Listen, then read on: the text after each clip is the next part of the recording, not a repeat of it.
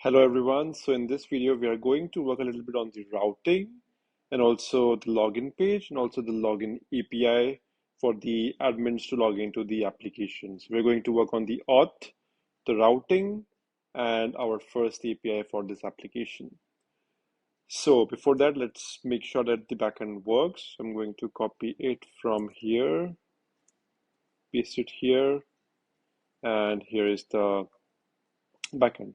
So first, let's do the routing. Probably we can just do routing in this video, and then the next one we'll see the login page and the API. Okay. So first thing, right now our front end does not have any routing. It needs to have routes. Right now, all components are on route. I want every component to be on a route. For example, today attendance route, employees employee route, and so on. Please make front-end routes for it. So I believe it should be pretty straightforward for Claude to make us some routing, and the routing is very important. Make sure the instructions that you're giving to Claude are very straightforward and clearly understandable.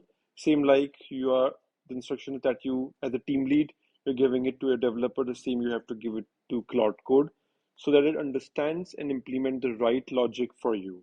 Because if you won't explain Claude Code what we need to do, it is not going to do that efficiently, or probably it will take multiple attempts or multiple prompts to get a single simple job done. So I hope you understand how important the input is for any AI agent to build what you exactly like, right? So in this sense, for this prompt, it's clearly telling us that React Router DOM is not currently installed. So it is going to install the React Router DOM, and then it's going to refactor the app for us. So let's see how it does that. Okay, so in app.jsx, it's making some changes here. First one, of course, is to add the React Router DOM within the app.jsx, and then this is the routes that it has defined. So it's removing that, and then there's some routes that are removed here, and then this is the route meta, basically the information about the routes. This is the route itself, and this is the object within the routes. And shell path, this is the actual route path. Great.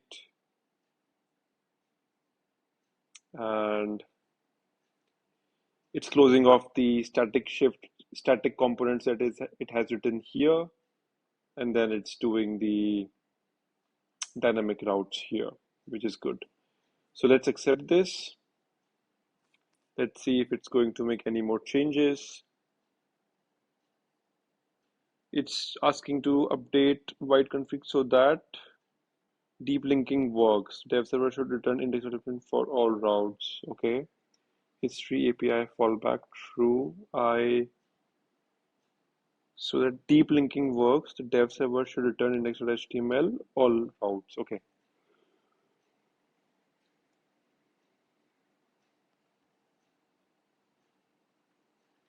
Now it's checking the build to make sure everything works.